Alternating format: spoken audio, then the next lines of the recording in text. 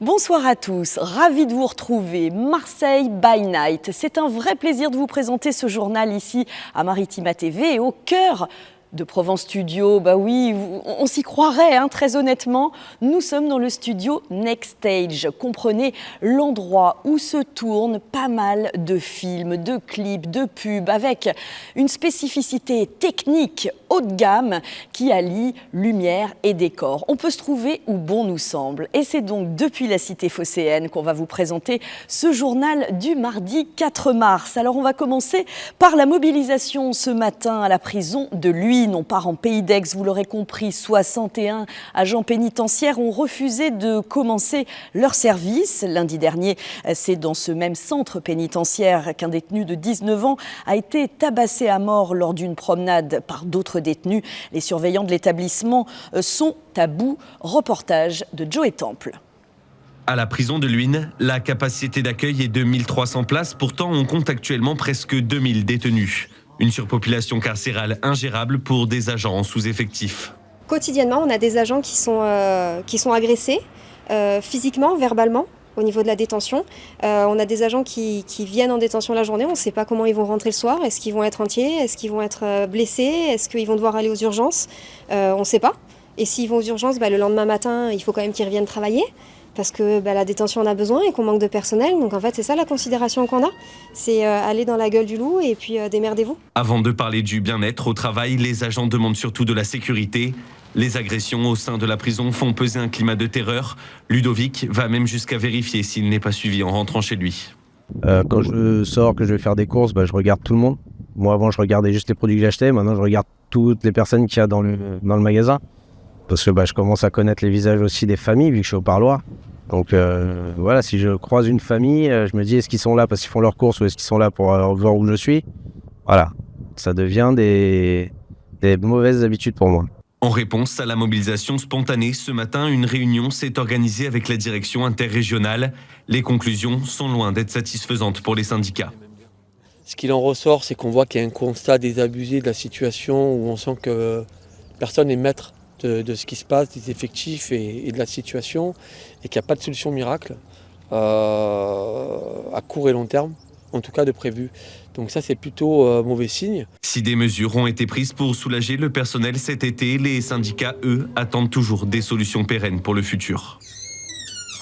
Et c'est une autre prison du département qui risque de faire l'actualité cette semaine. Demain, particulièrement, la maison centrale d'Arles est toujours en lice pour devenir prison qui accueillera les 100 plus gros narcotrafiquants dès cet été.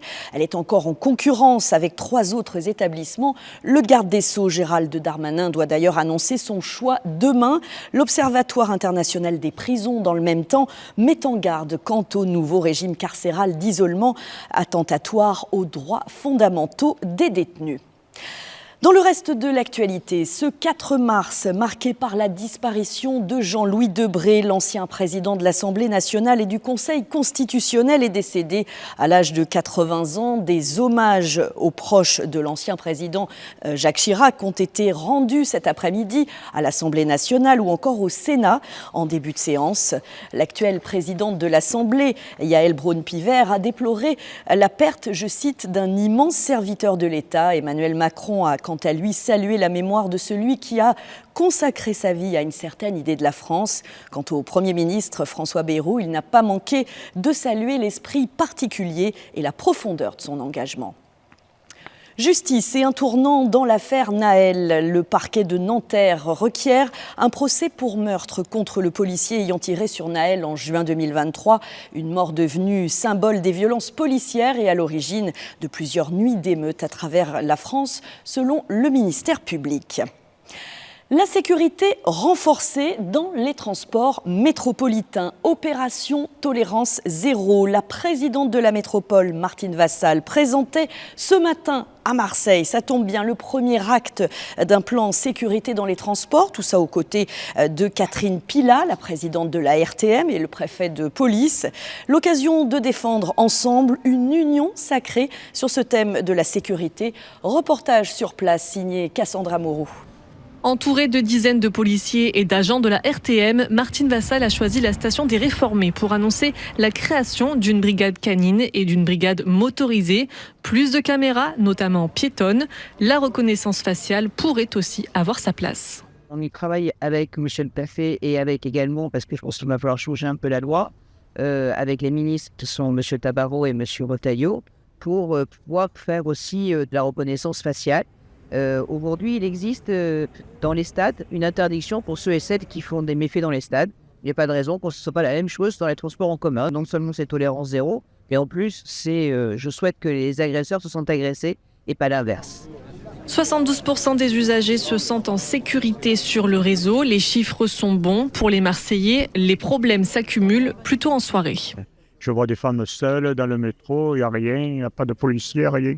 Il y a beaucoup de vols de téléphone dans le... Ah oui, je les vois. Hein. Autant de devant les portes et quand ça se ferme, ils prennent le téléphone. Vous voyez des bus dans les quartiers nord, c'est le bordel. La journée, non. En soi, la journée, c'est très bien desservi. Mais le soir, c'est horrible. Votre bus, il s'arrête à 20h15, je sors du travail. Vous ne pouvez plus sortir après, si vous devez marcher au moins 1 heure le soir. Ma mère, elle ne peut pas sortir, elle a peur. Mes soeurs, ils ont peur. Mes collègues de travail, elles ont peur. C'est compliqué. Toujours les mêmes lignes de métro, de la saleté, les mêmes bus. Selon la préfecture de police, les faits de délinquance dans les transports ont diminué de 25% ces 5 dernières années. L'avenir du centre-ville de Marseille se joue maintenant. Voilà les mots de Renaud Muselier face à l'annonce du départ des Galeries Lafayette du centre-bourse. Le président de la région veut réagir. Et lors d'une conférence de presse qui s'est déroulée dans la cité phocéenne, décidément le décor est on ne peut plus adapté, eh bien, il a annoncé qu'une étude dans 3 phases allait être menée, à commencer par un diagnostic sur les besoins du centre-ville, suivi de propositions économiques et commerciales, pour enfin co-construire à l'horizon 2035. Un nouvel établissement jésuite dans les quartiers nord à Marseille. Toujours le nouveau collège privé Loyola ouvrira ses portes à la rentrée prochaine. Et lors du conseil départemental de l'éducation qui s'est tenu vendredi, eh bien les organisations syndicales ont saisi l'occasion de dénoncer le financement de cet établissement, financé par l'argent public. Écoutez Nicolas Bernard Hérault, il est secrétaire départemental 13 du SNES FSU. Il est au micro de Sandrine Calvérac. À la rentrée 2025, il est prévu l'ouverture d'un collège jésuite privé dans les quartiers nord de Marseille, dans le 15e arrondissement, dans un secteur où depuis des années, on demande l'ouverture d'un collège public avec carte scolaire. Et ce collège jésuite va ouvrir avec des fonds d'abord du conseil départemental. 1 950 000 euros vont être donnés avec une rallonge qui a été donnée il n'y a pas très longtemps. Tout ça dans un cadre réglementaire, hein, c'est la loi Fallou. Ce qui nous pose problème d'abord, parce que nous, on est pour que l'argent public aille uniquement pour l'école publique. Et puis, ce qui nous pose problème, c'est que sur ce secteur-là, il serait nécessaire d'ouvrir un collège public. Et donc, on a l'impression et même l'idée qu'ils sont en train de faire une sorte de, sous couverture de mixité sociale, de faire venir des populations un peu plus favorisées dans des quartiers défavorisés. En gros, ils sont en train d'ouvrir un établissement sous fonds publics qui aurait une délégation de service public. Le chantier de ce collège privé, sachez-le, a débuté en juillet 2023, boulevard Vintimille. Il accueillera en septembre 500 élèves. Environnement, les chenilles processionnaires envahissent en ce moment notre territoire. Alors là, on sort de Marseille, on va plutôt sur Istres, Notre-Dame-des-Marins, à Martigues, on vous en parlait la semaine dernière. À Châteauneuf, cette fois, eh bien, le parc municipal est fermé jusqu'à lundi, sachez-le, 20h, pour des raisons de sécurité liées à la présence de ces chenilles. Le boulodrome et le terrain de boule restent accessibles pendant cette période. Soyez bien vigilants, surtout avec les enfants. On vous rappelle que c'est très urticant. Allez, on passe au football. Voilà le début des 8e de finale de la Ligue des Champions. Lille est le premier des 2 clubs français encore en lice à se lancer dans l'arène. Une double confrontation face aux Allemands du Borussia de Dortmund. Et puis demain, le PSG accueillera Liverpool. En hockey sur glace, les Marseillais On reste dans le thème face aux Bordelais, les Spartiates qui vont jouer 2 fois à domicile ce soir. Et puis demain, face à Bordeaux en quart de finale des playoffs. Les 2 équipes sont pour le moment à égalité. Une victoire partout, c'est dire si ça va être serré sur la glace. Coup d'envoi donc des rencontres à 20h45 au Palais Omnisport de Marseille. Et puis en basket, alors là, on part sur Fos avec un ancien joueur NBA en renfort. Il s'agit de Christian Eyanga, 35 ans, 2,01 m. L'intérieur congolais remplace numériquement Mamadou Petit-Niang, toujours amoindri par des douleurs au dos.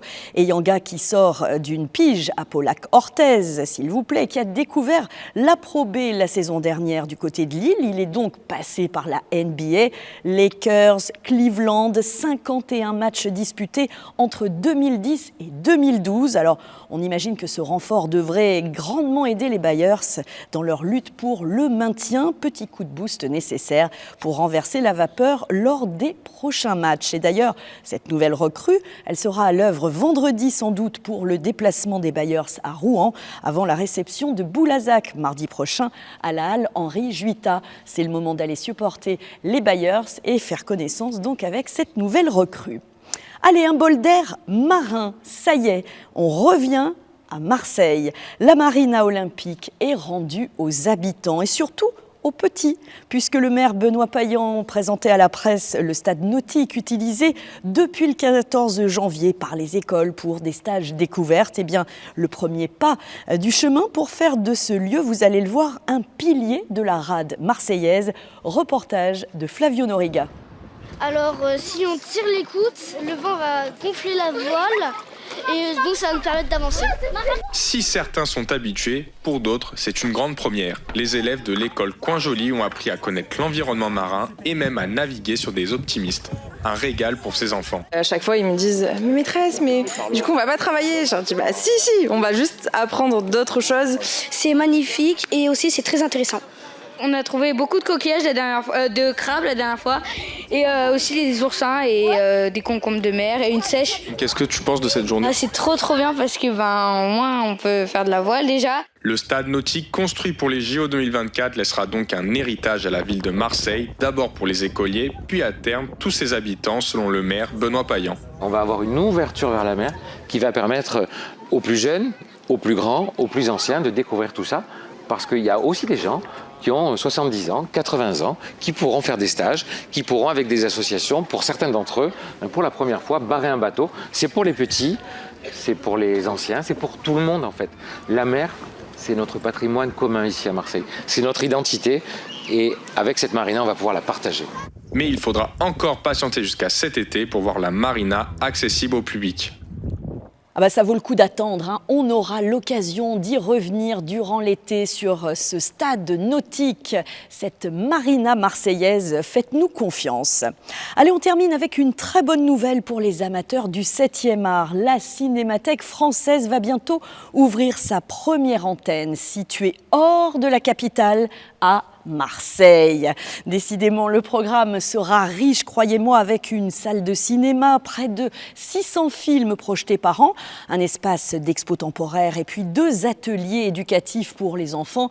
Cette cinémathèque ne sera pas au Dock des Suds, comme c'était prévu initialement, mais dans un quartier, le quartier des Crottes, entre Arinques et Gèze. Alors on se réjouit d'avance de ce lieu de mémoire et de vie dédié au cinéma sur notre territoire. Et ce n'est pas pour déplaire évidemment à toute l'équipe de Provence Studio que l'on remercie bien sûr pour l'accueil ici dans ce studio Next Stage. Si vous avez loupé le train en cours de marche, voilà, c'est l'envers du décor, le côté coulisses. Et d'ailleurs, bon, Marseille, c'est super, mais moi j'ai envie d'évasion. Mathieu, on peut partir loin ?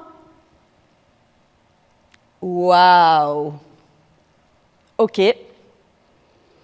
Sur cette note islandaise, je vous souhaite une excellente soirée. Je vous dis à demain. Pas la même heure, pas le même endroit, sûrement ailleurs. Portez-vous bien.